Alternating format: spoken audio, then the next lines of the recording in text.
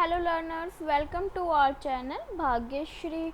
आई am Bhagyashree. आज मैं कोई पीवाईक्यू नहीं लाई हूँ, बल्कि आज मैं एक टॉपिक लेकर आई हूँ। नॉर्मलाइजेशन का बहुत इम्पॉर्टेंट टॉपिक है और इस टॉपिक पे मैं कुछ पीवाईक्यू भी कराऊंगी, जो कि इस स्लाइड में है, ऑलरेडी है, लेटेस्ट ही है पीवाईक्यू। तो इसे बहुत ध्यान से समझते हैं, करते हैं।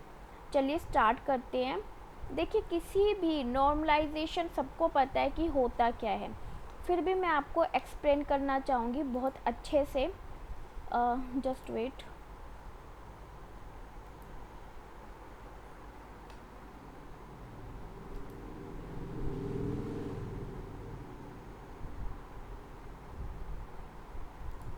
देखिए, आप ना प्लीज़ नोट करते रहना। मैं जो स्लाइड आपको दिखाऊंगी उसमें ऑलरेडी जो नोट्स हैं वो बने हुए हैं, आप नोट डाउन कर लीजिएगा। अदरवाइज़ आप मेरा टेलीग्राम चैनल का लिंक मैं इस डिस्क्रिप्शन बॉक्स में दे दूँगी, आप वहाँ से जाके ये वाली जो पीडीएफ फाइल है, ये मैंने ऑलरेडी हमारा जो ग्रुप है उसमें मैंने दे रखी है। तो मैं उसी को यहाँ पे थोड़ा समझाने के लिए आज मैं क्लास ले रही हूँ। उससे पहले मैं आपको बता देती हूँ कि मैं 1 मंथ से क्लास नहीं ले पाई थी, उसके लिए आई एम वेरी सॉरी। चलिए स्टार्ट करते हैं। तो हमारा जो नॉर्मलाइजेशन का टॉपिक है, यहाँ पे हमें पता है कि हमें क्या क्या फेस करना होता है जब हम नॉर्मलाइजेशन करते हैं। तो उसका मतलब क्या है, सबसे पहले जान लेते हैं कि नॉर्मलाइजेशन होता क्या है। नॉर्मलाइजेशन का मतलब होता है क्या होता है, सबसे पहले जो मतलब होता है वो होता है रिड्यूस करना। किसको रिड्यूस करना? रिडंडेंसी को रिड्यूस करना। देखिए नॉर्मलाइजेशन, ठीक है, नॉर्मलाइजेशन आप प्लीज़ नोट डाउन करते रहना। सबसे पहला पॉइंट होता है reduce. What reduce? Redundancy. Redundancy मतलब डुप्लीकेसी, ठीक है, डुप्लीकेसी को रिड्यूस करता है रिडंडेंसी, ठीक है। यानी क्या हुआ, आपने यहाँ पे जैसे नॉर्मलाइजेशन में क्या होता है, हम फर्स्ट नॉर्मल फॉर्म में एंट्री करते हैं। सबसे पहले हम क्या करते हैं, फर्स्ट नॉर्म फॉर्म, ठीक है, फॉर्म में हमने एंट्री करी। तो कैसे एंट्री करी, एक हमारे पास ऑलरेडी डेटा गिवन है, ठीक है, लाइक ये सीरियल नंबर है, ये नेम है और ये उसका फ़ोन नंबर है, ठीक है। अब सीरियल नंबर 1 है, नेम X है, फ़ोन नंबर यहाँ पे 3 गिवन है। सीरियल नंबर 2 है, नेम Y है और यहाँ पे 2 फ़ोन नंबर गिवन है। तो नॉर्मलाइजेशन इस टेबल को एक्सेप्ट नहीं करेगा, वो इस टेबल को क्या करेगा, फर्स्ट नॉर्मल फॉर्म में कन्वर्ट करेगा। कैसे कन्वर्ट करेगा, आई विल चेक। देखिए मैं आपको बताती हूँ। Serial number, name, this one is a attribute. ये क्या है, आपके एट्रीब्यूट है। ये क्या है, ये कंप्लीट क्या है, एक टपल है। ये क्या है, टपल है। और जो ये नेम है ना, ये एट्रीब्यूट है, ठीक है। सीरियल नंबर, नेम, फ़ोन, ये क्या है, एट्रीब्यूट है, एट्रीब्यूट्स, ठीक है। मैं कलर चेंज करती हूँ, मुझे रेड कलर में ना मज़ा नहीं आ रहा, ठीक है। ये नेम है और ये आपका फ़ोन नंबर है। तो यहाँ पे क्या हो रहा है, सीरियल नंबर 1, नेम X और फ़ोन नंबर कितने हैं इसके पास, 3 है। तो ये क्या करेगा, फर्स्ट में फर्स्ट रोल फ़ोन नंबर को रखेगा, सेकंड में सेकंड जो टप्पल आएगी उसमें सेकंड फ़ोन नंबर को रखेगा,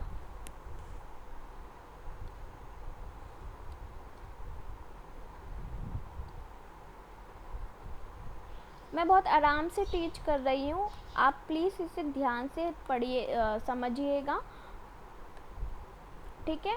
फिर यहाँ पे सॉरी, सीरियल नंबर सेम रहेगा 1, है ना, सीरियल नंबर सेम रहेगा क्योंकि यहाँ पे सीरियल नंबर 1 है। और अगर आपको सीरियल नंबर सेम रहेगा इसका, ठीक है ना, क्योंकि सीरियल नंबर अगर कैंडिडेट की हो गया तो सीरियल नंबर सेम रहेगा, ठीक है। 2Y first phone number, 2Y second phone number, इस तरीके से टेबल बनेगी। अब ये टेबल आपकी फर्स्ट नॉर्मल फॉर्म में आ जाएगी। अब ये टेबल आपकी क्या हो गई, फर्स्ट नॉर्मल फॉर्म में आ गई। यानी जो हम नॉर्मलाइजेशन में करते हैं, क्या करते हैं, सबसे पहले हमारा क्या होता है, हम एंट्री करते हैं फर्स्ट नॉर्मल फॉर्म में। जब फर्स्ट नॉर्मल फॉर्म में एंट्री हो जाती है तब हम सेकंड नॉर्मल फॉर्म में एंट्री करते हैं। जब सेकंड नॉर्मल फॉर्म में एंट्री हो जाती है तब हम थर्ड नॉर्मल फॉर्म में एंट्री करते हैं, एंड देन आफ्टर हम फोर्थ BCNF में एंट्री करते हैं, Boyce Codd normal form, and then fourth normal form में एंट्री करते हैं और आगे प्रोसीड करते हैं फिफ्थ नॉर्मल फॉर्म में। तो अब ये है क्या, अभी हमने फर्स्ट नॉर्मल फॉर्म बना लिया, यानी हमने नॉर्मलाइजेशन में क्या कर लिया, एंट्री कर लिया। लेकिन हम बात कर रहे थे कि नॉर्मलाइजेशन होता क्या है। तो सबसे पहले हम क्यों लगाते हैं, क्यों यूज़ करते हैं नॉर्मलाइजेशन का। तो नॉर्मलाइजेशन का यूज़ होता है रिड्यूस रिडंडेंसी। अब आप कहेंगे मैम फर्स्ट नॉर्मल फॉर्म में आपकी रिडंडेंसी तो आ रही है यहाँ पे, बल्कि यहाँ पे तो और एक्स्ट्रा हो गई रिडंडेंसी। तो मैं ये कहूँगी कि अभी तो बेटा हमने एंट्री करी है फर्स्ट नॉर्मल फॉर्म में, जो 100% रिडंडेंसी रिड्यूस होएगी वो कब होएगी, जब आप BCNF पे आ जाओगे, तब आपकी 100% रिडंडेंसी रिमूव होगी। सेकंड जो इसका काम होता है वो होता है एनोमलीज। क्या होता है एनोमलीज, एनोमलीज होता है एरर, एक टाइप की एरर। जैसे आप कोई इंसर्ट कर रहे हो, कई बार इंसर्ट करते टाइम गलत एंट्री हो जाती है, अपडेट कहीं करना होता है कहीं और हो जाता है, या डिलीट करते टाइम भी कई बार एनोमलीज आ जाती हैं। तो उन एनोमलीज को भी ये क्या करता है, रिड्यूस करता है, होने ही नहीं देता। अगर आपका नॉर्मलाइजेशन हो रही है किसी भी डेटा की तो आपका एनोमलीज होगा ही नहीं। क्लियर। तो मेन जो काम होता है नॉर्मलाइजेशन का वो यही होता है। अब आपने फर्स्ट नॉर्मल फॉर्म में एंट्री कर ली, ठीक है। अब क्या हुआ, अब आप आ जाते हो सेकंड नॉर्मल फॉर्म में, यानी फर्स्ट नॉर्मल फॉर्म बना दिया, अब आपको सेकंड नॉर्मल फॉर्म बनाना है। तो सेकंड नॉर्मल फॉर्म का जो फर्स्ट रूल होता है वो ये होता है कि आप सबसे पहले तो फर्स्ट नॉर्मल फॉर्म में होना ज़रूरी है, फर्स्ट नॉर्मल फॉर्म में होना ज़रूरी है, ठीक है। सेकंड जो आपका पॉइंट कहता है वो ये कहता है कि नो पार्शियल डिपेंडेंसी। अब मैडम ये पार्शियल डिपेंडेंसी क्या होती है, हमें ये बताइए। मैं आपको यहाँ पे ब्रीफली समझाऊंगी, डीपली अच्छे से समझना। देखिए कैंडिडेट की हमने फाइंड की, ठीक है, यानी हमने कैंडिडेट की क्या होती है, वन और मोर देन वन, ठीक है, मोर देन वन एट्रीब्यूट को जब हम कंबाइन करते हैं तो वो भी आपकी कैंडिडेट की बन सकती है ना। अब यहाँ पे जो ये 3 एट्रीब्यूट है हमारे पास, मान लो स्टूडेंट नाम का रिकॉर्ड है और आपके पास 3 एट्रीब्यूट हैं, तो इनमें से ऐसा कोई भी एट्रीब्यूट नहीं है जिसको हम एक सिंगल एट्रीब्यूट से पूरा टप्पल गेट कर सकें। मतलब अगर मैं कहती हूँ कि मैं सीरियल नंबर से नेम फाइंड कर सकती हूँ, हाँ जी सीरियल नंबर से नेम फाइंड कर सकते हैं, फ़ोन नंबर फाइंड कर सकती हूँ, फ़ोन नंबर फाइंड कर सकती हूँ, फ़ोन नंबर भी फाइंड हो रहे हैं, ठीक है। अगर मैं कहती हूँ कि सीरियल नंबर जो हमारा कैंडिडेट की है, serial number plus name combined है, ठीक है, serial number plus name combined है, जब मैं इन दोनों को, दो एट्रीब्यूट को मर्ज करती हूँ तो हमारा जो कैंडिडेट की है कौन सा है, सीरियल नंबर और नेम। सपोज दैट, ठीक है, मान लो मैं ना कलर चेंज करती हूँ, ब्लू कलर तो इसमें स्लाइड में ऑलरेडी है, ऑरेंज ले लेती हूँ, ठीक है, सीरियल नंबर और नेम है ना। तो अब हमें क्या करना है, अब इन दो टप्पल, दो एट्रीब्यूट से मुझे आगे जो भी टप्पल है, डेटा है, जैसे मान लो एज का एक और रिकॉर्ड आ गया, ठीक है, एक और एट्रीब्यूट आ गया, वटएवर जो भी है इनका, तो एक हमें कंप्लीट टप्पल मिल जाए, ठीक है, कंप्लीट टप्पल मिल जाए। जैसे सीरियल नंबर 1 तीन टप्पल है ना, तो तीनों टप्पल हमारे पास आ जाएंगी, तीनों टप्पल हमारे पास आ जाएंगी। तो partial dependency, no partial dependency क्या मतलब है, जैसे यहाँ पे क्या है, फंक्शनल डिपेंडेंसी रखी है हमारे पास है कि सीरियल नंबर से आप नेम फाइंड कर रहे हो, सीरियल नंबर से आप नेम फाइंड कर रहे हो और फ़ोन नंबर फाइंड कर रहे हो, ठीक है। तो serial number is a what, subset of what, serial, मैं दूसरे पेज पे, serial number is a what, subset of what, serial number and name, है ना। ये जो कैंडिडेट की है इसका सबसेट है। और यहाँ पे क्या हो रहा है, डिटरमाइन कर रही है सीरियल नंबर, किसको डिटरमाइन कर रही है, नेम और फ़ोन नंबर को। तो यहाँ पे क्या है, सबसेट पड़ा है, सबसेट पड़ा है, serial number is a subset of the candidate की, है ना। तो सबसेट पड़ा है, तो ये क्या करता है, ये क्या कह रहा है, पार्शियल डिपेंडेंसी है। अगर पार्शियल डिपेंडेंसी है तो आपका जो नॉर्मलाइजेशन है वो सेकंड, जो आपका डेटा है वो सेकंड नॉर्मल फॉर्म में एंट्री नहीं कर सकता, अभी वो फर्स्ट नॉर्मल फॉर्म में ही है। तो अगर आपको सेकंड नॉर्मल फॉर्म में रहना है तो यहाँ पे जो फंक्शनल डिपेंडेंसी है वो आपकी पार्शियल नहीं होनी चाहिए, ठीक है। इतना समझ में आया। जैसे ये वाला क्वेश्चन है, इसमें नहीं समझा पाऊंगी मैं, वेट, क्या हो रहा है, इसमें कोई क्वेश्चन होगा तो मैं आपको बताती हूँ कि किस तरीके से है।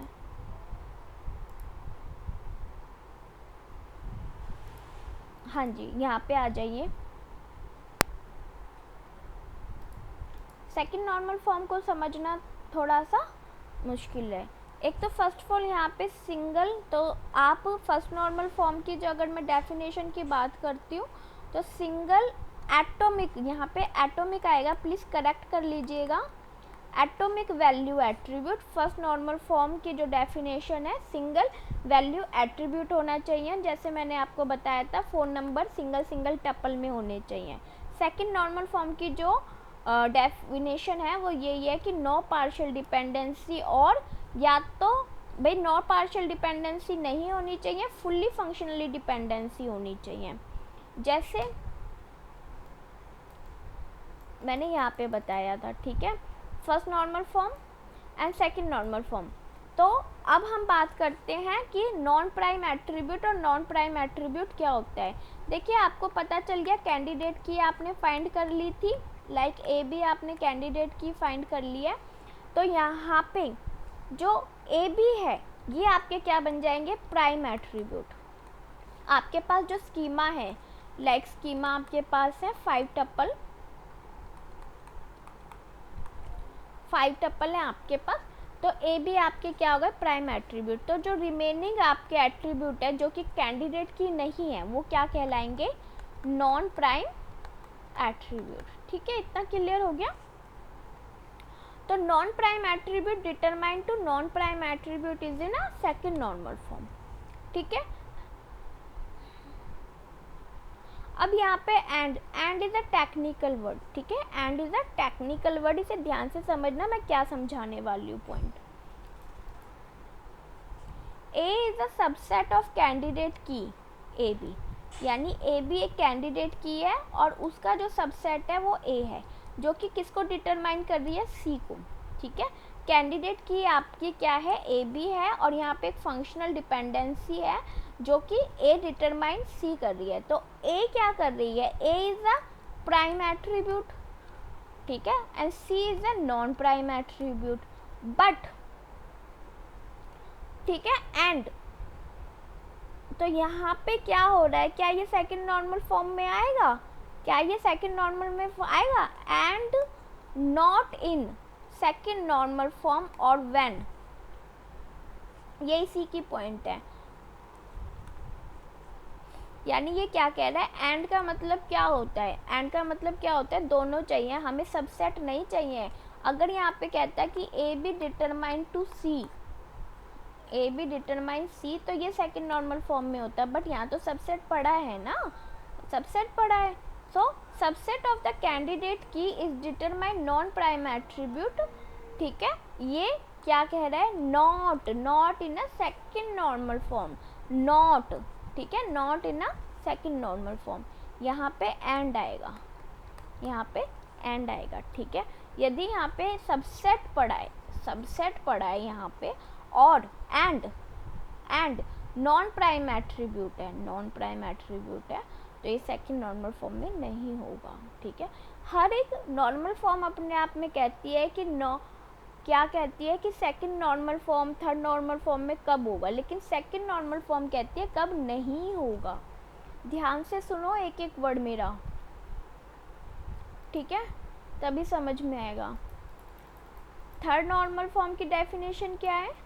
अब हमने सेकंड नॉर्मल फॉर्म में एंट्री कर ली, अब हमारे जो नॉर्मलाइजेशन है वो क्या कह रहे हैं, फर्स्ट नॉर्मल फॉर्म में एंट्री कर ली हमने।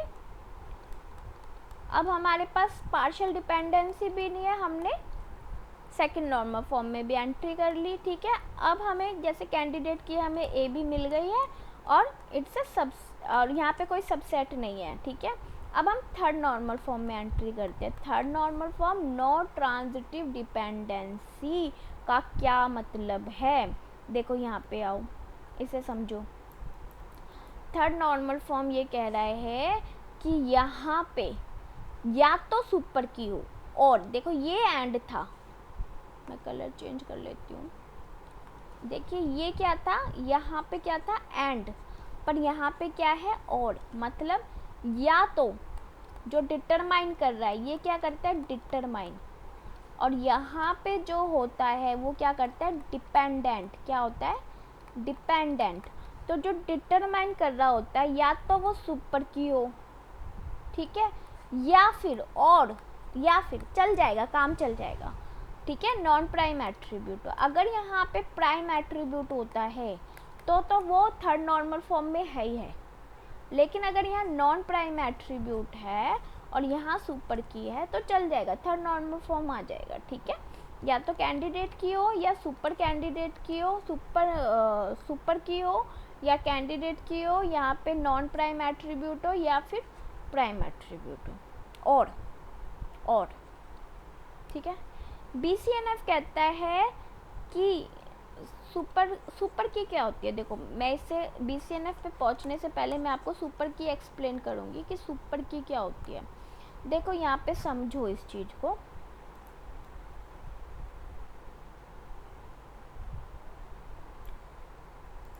अगर आपका ए बी एक कैंडिडेट की है तो सुपर की हो गई, लाइक सी, ये सुपर की हो गई।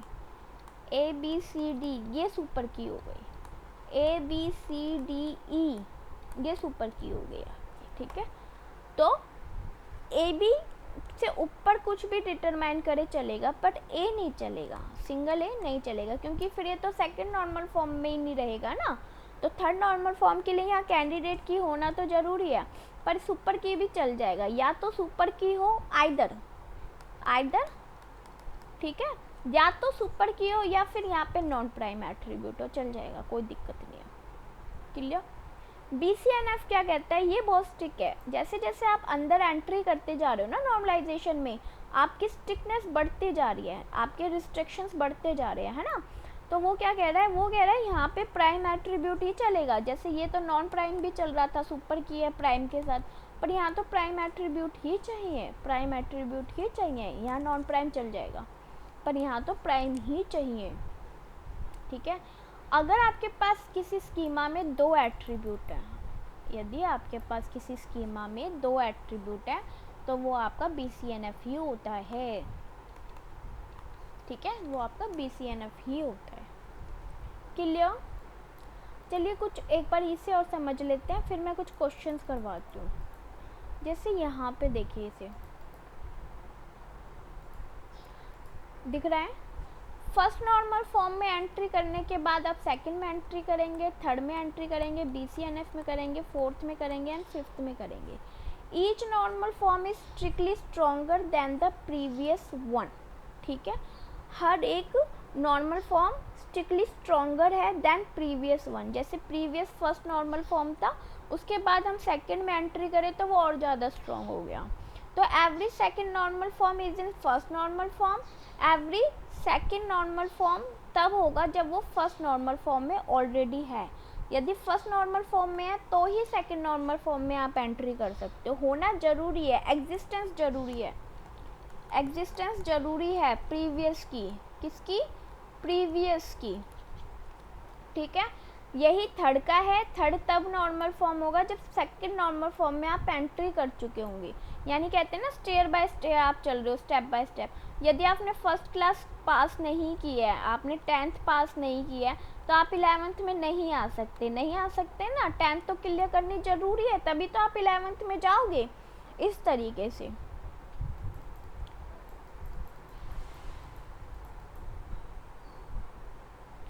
BCNF के लिए एक और यहाँ पे दे रखा है, ऑल एट्रीब्यूट्स अगर आपके प्राइम है और डिटरमाइन कर रहे हैं candidate keys, all are the candidate key, मतलब वही बात है कि प्राइम एट्रीब्यूट आपका डिटरमाइन करता है, non prime attribute it's a BCNF। ठीक है, यदि सभी प्राइम एट्रीब्यूट हैं, देखिए ये तो एक पॉइंट हो गया, लेकिन अगर ये कह रहे हैं सभी एट्रीब्यूट यानी ABCDE सभी के सभी आपके प्राइम एट्रीब्यूट हैं, तो वो क्या डिटरमाइन करेगा, प्राइम एट्रीब्यूट डिटरमाइन करेगा प्राइम एट्रीब्यूट को। ठीक है, it is in a BCNF। Non prime attribute तो दूसरा पॉइंट हो गया, prime attribute determine to prime attribute.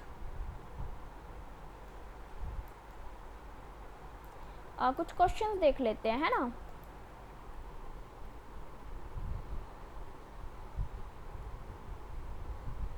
देखिए ये वाला क्वेश्चन करते हैं, अच्छा है ये क्वेश्चन, ये आया हुआ है जून 2023 में।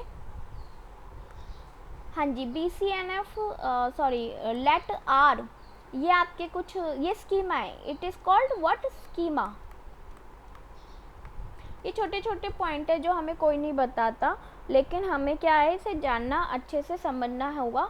वैसे यहाँ पे लिखा हुआ है बी अ रिलेशनल स्कीमा। ठीक है, आर मतलब रिलेशन। ठीक है, जो भी नेम है रिलेशन का आपका वो नेम गिवन है। With following functional dependency, this one is a functional dependency. तो हमें बताना है कि which of the following is the key of R, key बतानी है। ठीक है, तो की को निकालने के लिए कैसे करते हैं, क्या आपका रहता है। देखिए मैं यहाँ राइट डाउन कर लेती हूँ एक बारी, और एफ है। ठीक है, ध्यान से रखिएगा, यहाँ पे ई गिवन है, वेट क्या, यहाँ पे तो ई गिवन ही नहीं है ना, यहाँ तो एफ और ई भी गिवन है, यहाँ तो ई गिवन नहीं है। चलिए कोई नहीं, मैं यहाँ पे ई ले लेती हूँ। ठीक है, कलर चेंज कर लेते हैं। हाँ जी, CF एक मैं यहाँ पे राइट डाउन कर देती हूँ।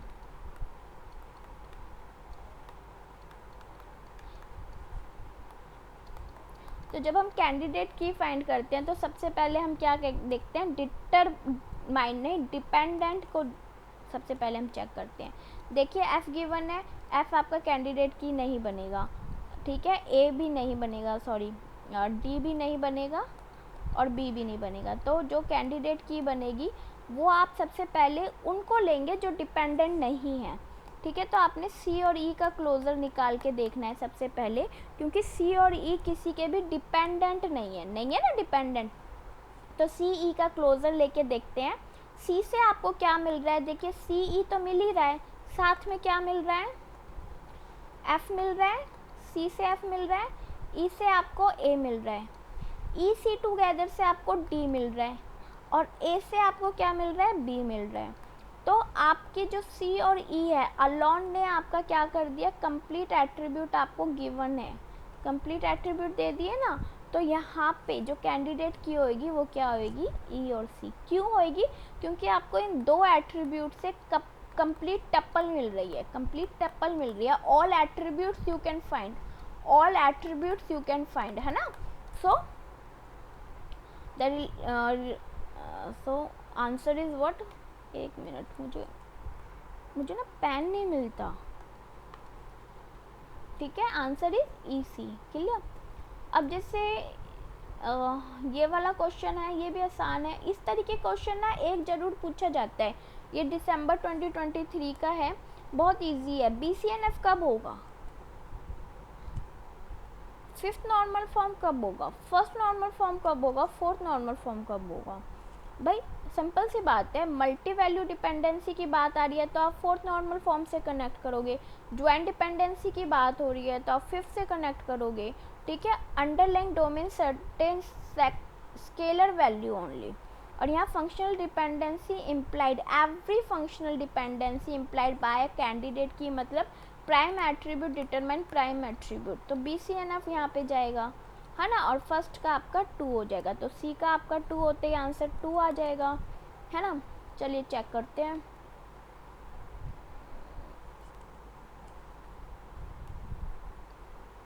हाँ जी 2 हो गया, ठीक है। ये भी अच्छा क्वेश्चन है, कब का है ये नहीं पता, ये भी क्वेश्चन आपका PYQ का ही है। Every relation is second normal form also is in a BCNF, क्या ये ट्रू है?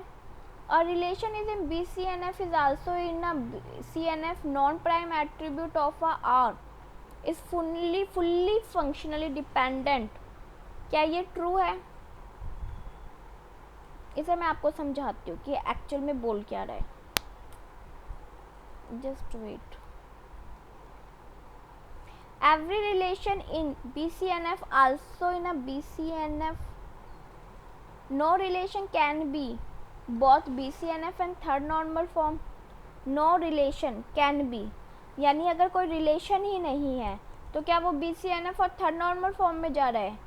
एवरी रिलेशन इज इन, अगर कोई हर एक रिलेशन, जो भी रिलेशन आपका सेकंड नॉर्मल फॉर्म में है तो क्या वो BCNF में होगा? जी नहीं, फॉल्स। ए रिलेशन, अगर कोई relation BCNF second normal form में है is also is in BCNF, ये तो फॉल्स है, ये तो हम पहले भी देख चुके हैं। कुछ क्वेश्चन टाइपिंग मिस्टेक है क्या? वेट,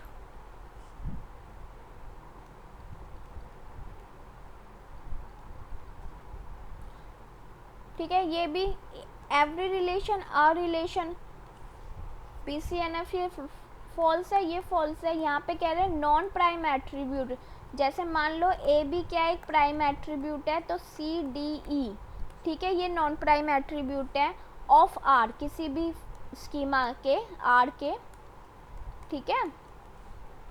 इज फुल्ली फंक्शनली, यानी non prime attribute is fully functionally dependent, fully functionally dependent on every की ऑफ R, यानी डिपेंडेंट कह रहे हैं ना वो, डिपेंडेंट, तो यानी ये डिपेंडेंट है ऑफ R, तो क्या ये BCNF में होगा? जी नहीं, बिल्कुल नहीं होगा, सेकंड नॉर्मल फॉर्म में ही नहीं हो रहा क्योंकि कैंडिडेट की तो A भी है। अगर आप ये वाली बात कहते हो तो ये फॉल्स हो जाएगा। वो कह रहे हैं नो रिलेशन कैन बी, जब कोई रिलेशन ही नहीं है तो वो इसमें कहाँ से आएगा? Every relation is in BCNF, यदि कोई रिलेशन आपका BCNF में है तो BCNF नहीं आएगा, यहाँ पे थर्ड नॉर्मल फॉर्म में होना चाहिए ना। यदि आपका BCNF में तो क्या वो थर्ड में होगा? हाँ जी थर्ड में होगा, या थर्ड नॉर्मल फॉर्म आना चाहिए ना।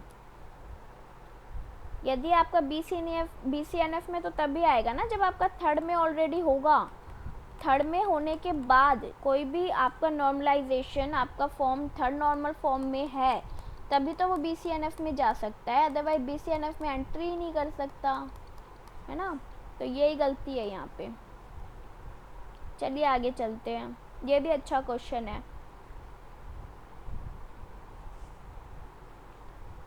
हाँ जी, गिवन अ रिलेशन स्कीमा, ये स्कीमा गिवन है with the functional dependency set, ये फंक्शनल डिपेंडेंसी है।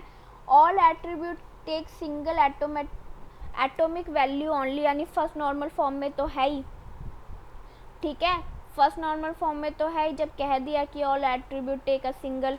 चलिए फिर भी हम देख लेते हैं अच्छे से। सबसे पहले क्या करेंगे, स्कीमा हमें 4 एट्रीब्यूट गिवन है, 4 एट्रीब्यूट गिवन है। एक्स डिटरमाइन, पहले डिपेंडेंट को देखेंगे, वाई और डब्ल्यू आपका डिपेंडेंट है तो एक्स और जेड का आपका यहाँ पे क्या बनेगा, कैंडिडेट की बना के देखते हैं क्या हमें इससे सारी वैल्यू मिल जाती है। एक्स से हम वाई गेट कर रहे हैं और जेड से हम क्या गेट कर रहे हैं, डब्ल्यू। हाँ जी, तो कैंडिडेट की आपकी एक्स और जेड है कंबाइंड, लेकिन यहाँ पे क्या पड़ा है, x is a subset, Z is a subset of x Z, है ना। तो यहाँ पे पार्शियल डिपेंडेंसी है, क्या है, partial dependency. So R is not in a second normal form. First normal form में है, चेक करने की ज़रूरत नहीं है क्योंकि ऑलरेडी गिवन भी है, और वैसे भी फर्स्ट नॉर्मल फॉर्म में तो आ ही जाता है।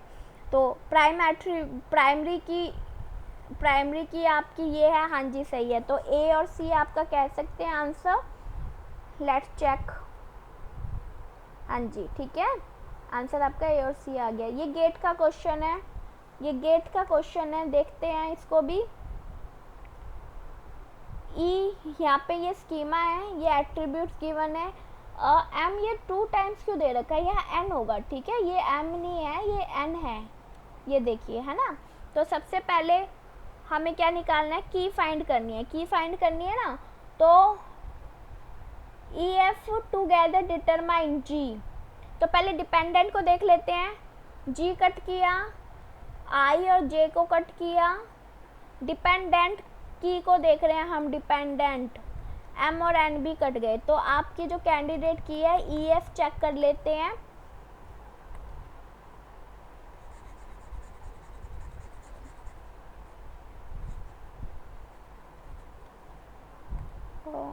मैं कलर चेंज कर लेती हूँ, ठीक है। सबसे पहले ये एन है, हाँ जी।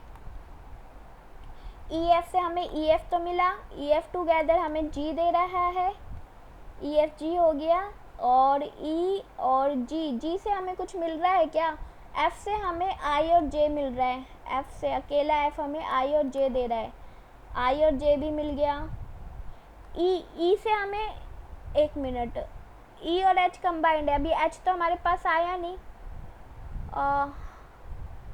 ई एफ जे आई जे, ये दिख रहा है आपको, ब्लेंड सा नहीं लग रहा गया कुछ, एक मिनट, ये मेरे को, मुझे ना कर्सर दिखाई नहीं देता, हाँ जी।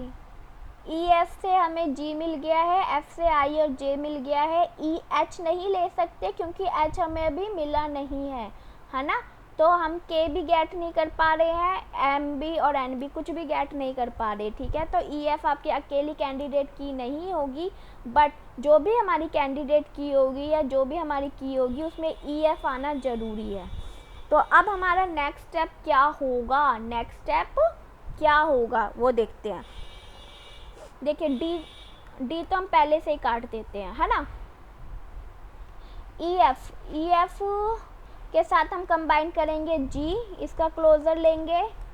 ई एफ के साथ कंबाइन करेंगे एच, इसका क्लोजर लेंगे। ई एफ के साथ कंबाइन करेंगे आई, इसका क्लोजर लेंगे। ई एफ को कंबाइन करेंगे जे के साथ, इसका क्लोजर लेंगे।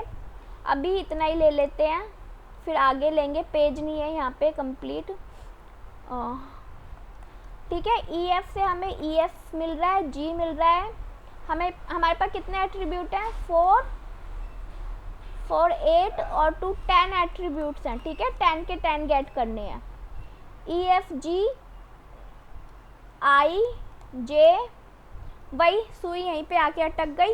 एच तो हमें मिल ही नहीं रहा ना, एच नहीं मिल रहा तो हम के नहीं गेट कर पा रहे हैं, एल नहीं गेट कर पा रहे, एम नहीं गेट कर पा रहे, तो ये कैंडिडेट की नहीं होगी। चलो अब हम आ जाते हैं ई एफ एच पे। देखिए ये शायद हो सकती है क्योंकि हमें एच मिल गया यहाँ से। ई एफ एच तो हमें मिला, ई से हमें क्या मिल रहा है, ई और एफ से जी मिल रहा है, एफ से आई और जे मिल रहा है। अब ई एच भी आ गया तो के भी मिल जाएगा, एल भी मिल जाएगा। के साथ हमें एम मिल रहा है और एल से हमें एन मिल रहा है। कितने कैंडिडेट किए हुए, 3, 3, 6, 3, 3, 9 और 1, 10। तो ये तो आपकी कैंडिडेट की है। आगे फिर ये सुपर की बन जाएगी, आगे फिर ये सुपर की बन जाएगी, आगे हमें फाइंड करने की ज़रूरत नहीं है। अगर ये भी नहीं होती तो हम आगे सर्च करते, क्लियर। आगे इसका आंसर भी देख लेते हैं।